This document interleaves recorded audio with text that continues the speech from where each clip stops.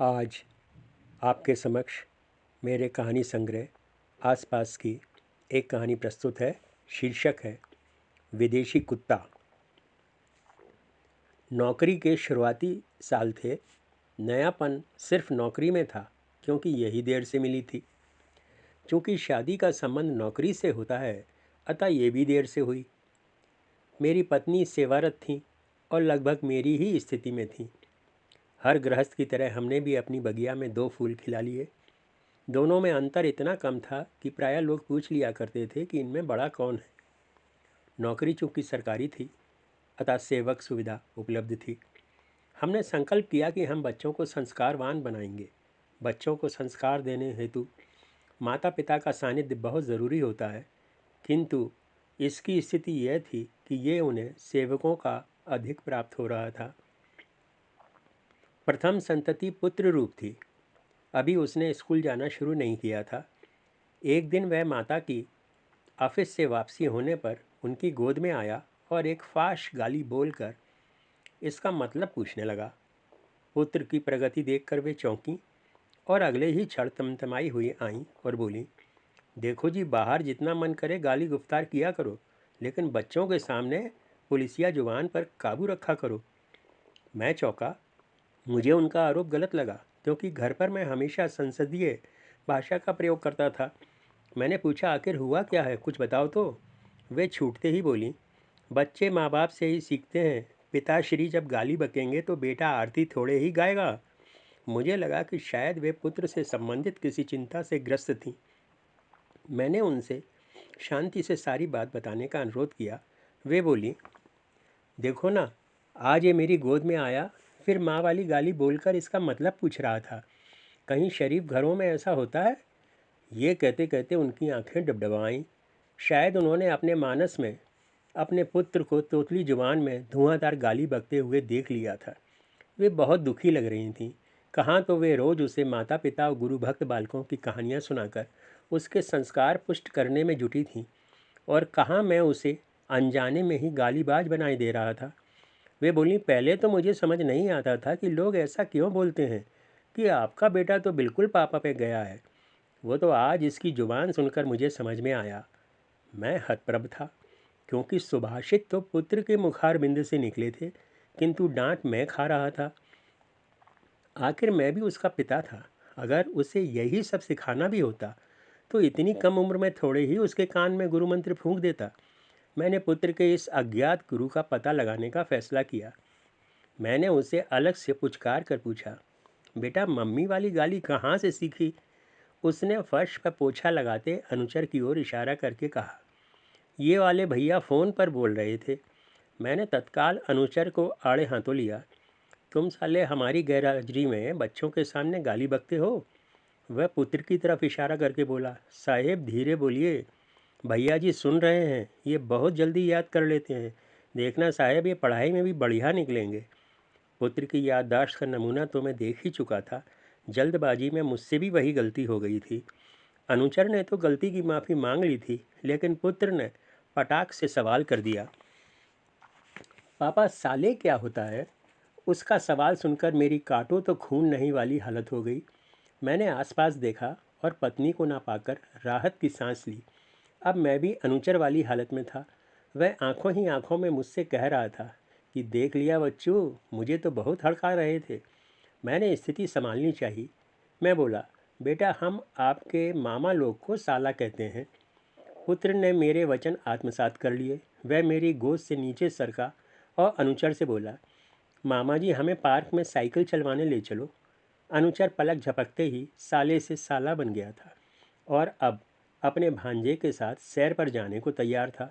उसने जाते जाते मुझ पर नज़र मारी कि देख लिया अपने समझाने का मज़ा। इस हादसे का जिक्र मैंने पत्नी से नहीं किया। अगले दिन मैंने ये समस्या अपने मित्र चड्ढा साहब को बताई। वे अपनी ज़िंदगी में गाली शाली को ज़्यादा तरजीह नहीं देते थे। उनके विचार से तो ये दिल की भड़ास निकालने का ज़रिया भर होती हैं। कभी कभी इनसे बात में वजन भी आ जाता है। वे इनका खुले दिल से प्रयोग करते थे। वे भी वर्किंग कपुल थे और 3 संतानों की परवरिश का तजुर्बा रखते थे। उन्होंने ध्यान से पूरी घटना सुनी, फिर दाढ़ी मूछ पर हाथ फेरते हुए बोले, वैसे यार गाली शाली में कोई हर्ष तो नहीं है, लेकिन तेरा पुत्र कुछ जल्दी ही चालू हो गया है। तू चिंता ना कर। ओए शेर पुत्र ऐसे ही होते हैं। मुझे लगा कि बेटे को अब इनसे भी बचा कर रखना होगा। इनकी सोहबत में तो वह प्राइमरी क्लास में ही गालियों पर डॉक्टरेट कर लेगा। मैं गंभीरता से बोला, देखो यार, ऑफिस टाइम में बच्चों को घर छोड़ना मजबूरी है। जब तक ये स्कूल नहीं जाते तब तक तो इन्हें सेवकों के पास ही छोड़ना पड़ेगा। मुझे कुछ समझ नहीं आ रहा है कि क्या करूं। वे गंभीर होकर सोचने लगे। फिर उन्होंने पगड़ी में छिपी एल्यूमिनियम की सलाई निकाली और इससे पगड़ी के बाहर आए हुए बालों को अंदर करते हुए बोले, तेरी प्रॉब्लम तो सच्ची है, लेकिन एक तरीका है। मुझे उम्मीद जगी। मैंने आंखें फैला दी। वे बोले, ओए इस उम्र में बच्चों को पपी शपी से खेलना अच्छा लगता है। उनका टाइम भी पास होता है और खेल खेल में समझदार भी हो जाते हैं। अजी पेट केयर से चंगा तो कुछ भी नहीं। कुछ दिन ये कुत्ता कुत्ती से खेलेंगे तो खुद ही दुनिया की समझ आ जाएगी। प्रथम दृष्टया मुझे उनका सुझाव विचित्र लगा। इसके अनुसार तो बच्चा अगर कुत्ता डील करना सीख जाए तो उसे दुनिया से डील करने में भी कोई दिक्कत नहीं होगी। मैंने उन पर शंकित दृष्टि डाली, किंतु उनकी बिल्लौरी आंखें पूर्ण विश्वास से चमक रही थीं। वे बोले, तुसी चिंता ना करो, हमने अपने बबली डबली और काके ऐसे ही पाले हैं। मैं बोला, वो तो ठीक है, लेकिन ये पपी आएगा कहाँ से? वे तुरंत बोले, लो जी, है भी कोई गल हुई। साढ़े साले के फास्ट फ्रेंड का फार्म हाउस है जी, उसे ही 10 देंगे। उसके नाल फॉरेन ब्रीड वाले डॉगी हैं, वो ला देगा। वैसे तुसी भी तो पुलिस वाले हो, अगर किसी कुत्ती को भी डायरेक्ट बोल दोगे तो वो भी घर आकर डिलीवरी दे जाएगी। अपने जोक पर वे दिल खोलकर हंसे, फिर अपनी मूछों की नोकें दुरुस्त करने लगे। मैंने घर पहुंचकर उनकी कुकुर पालन योजना पत्नी को बताई। वे योजना सुनते ही भड़क गईं और अपना फरमान सुनाया, चाहे कुत्ता पालो या बिल्ली, लेकिन इन्हें घर के अंदर नहीं आना चाहिए। मिसेज चड्ढा ने भी तो कुत्ता पाल रखा है, सारे घर में उसी के बाल उड़ते रहते हैं। उसके तो बाल भी भूरे हैं, अगर चाय में 2-4 गिर भी जाएं तो पता तक नहीं चलेगा। मुझे तो उनकी चाय पीने में भी घिन आती है।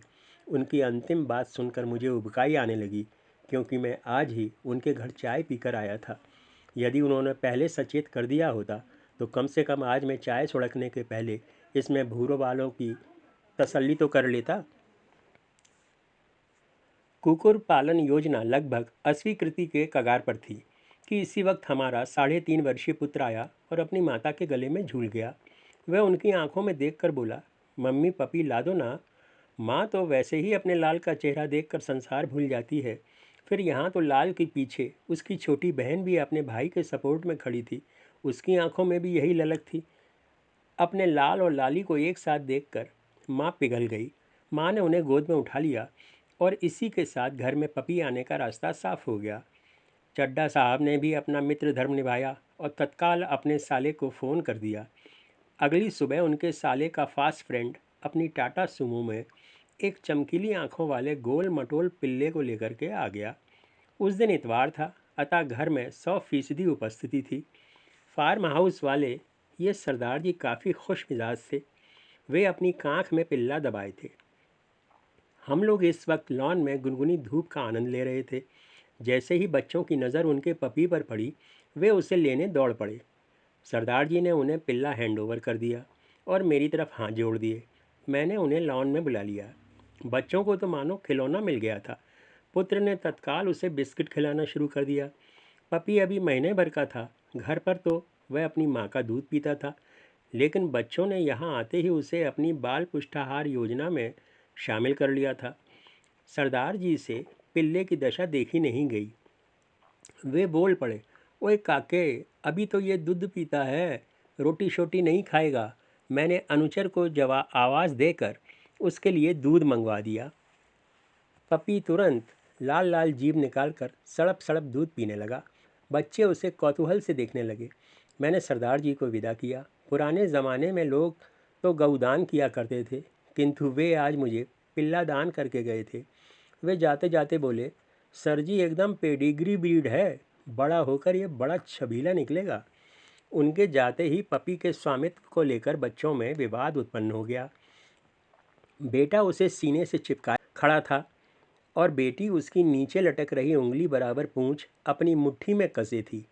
उनके विवाद में पपी काएं काएं कर रहा था। पत्नी ने उसे मुक्त कराया और अपने नियमों की फहरिस्त जारी की।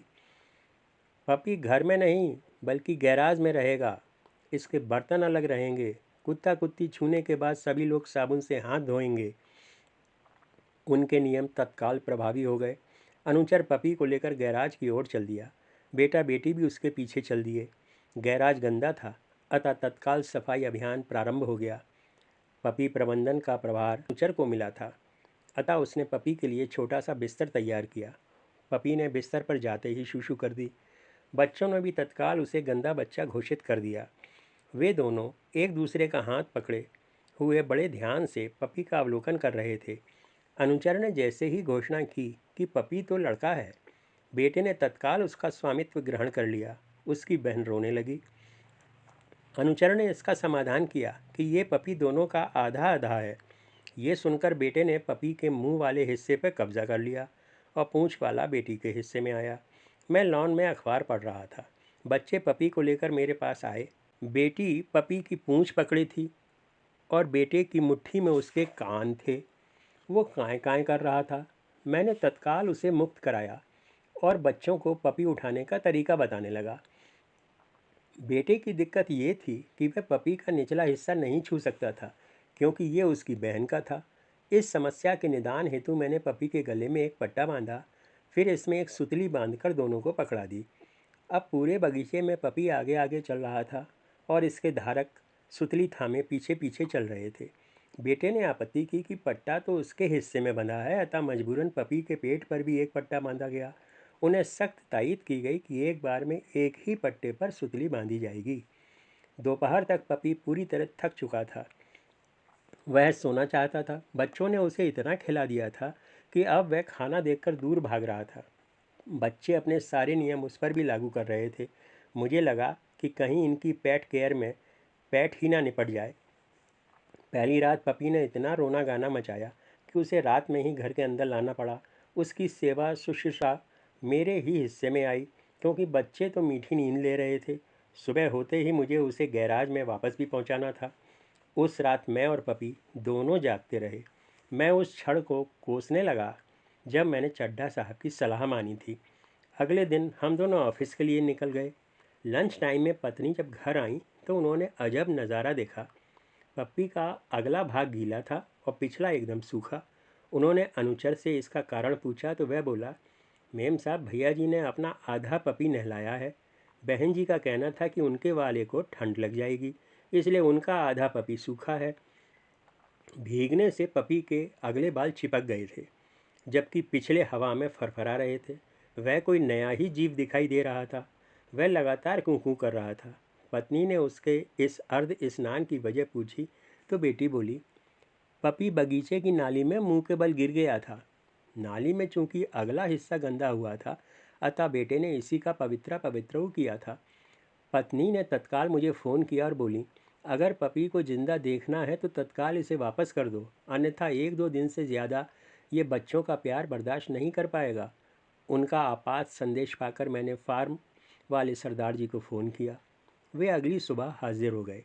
मैं बड़े संकोच से बोला, भाई साहब, अभी तो आप इसे ले जाइए। जब ये साल 6 महीने का हो जाए तो फिर इस छबीले को दे दीजिएगा। तब तक बच्चे भी थोड़ा समझदार हो जाएंगे।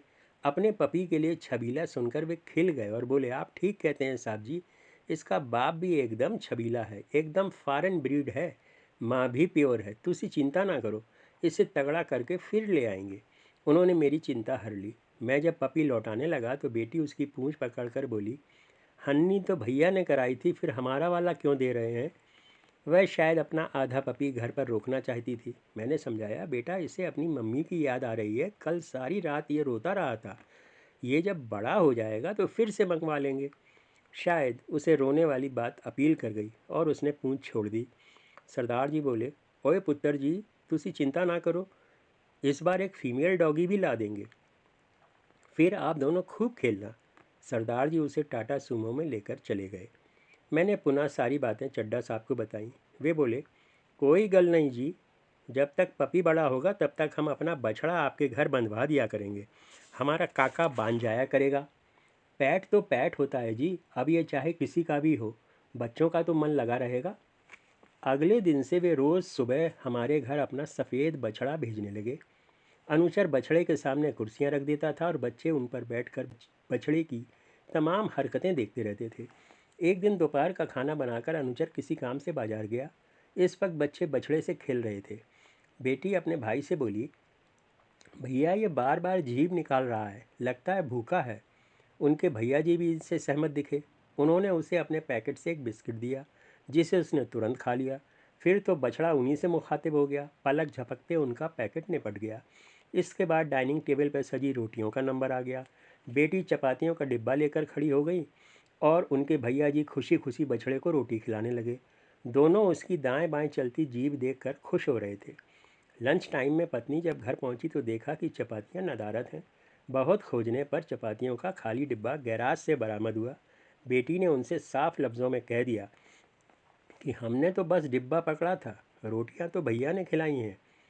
चूँकि लंच टाइम बहुत थोड़ा होता था, अतः उनकी माता दाल पीकर लौट गईं।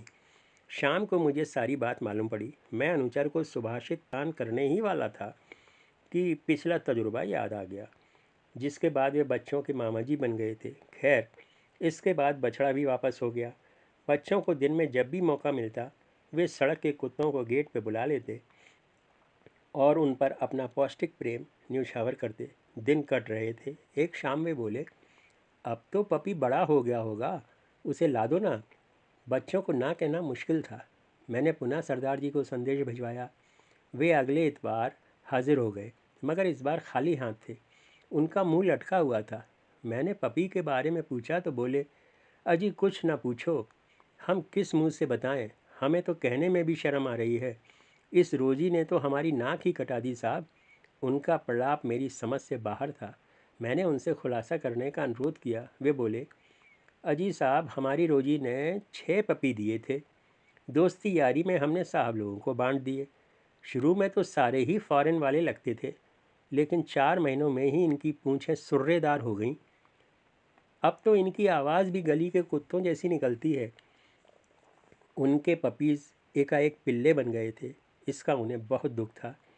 वे पिल्लों के देसी गुणधर्म बताते बताते भावुक हो गए। वे बोले, बस साहब जी इसीलिए उसे यहाँ लाने की हिम्मत नहीं हुई।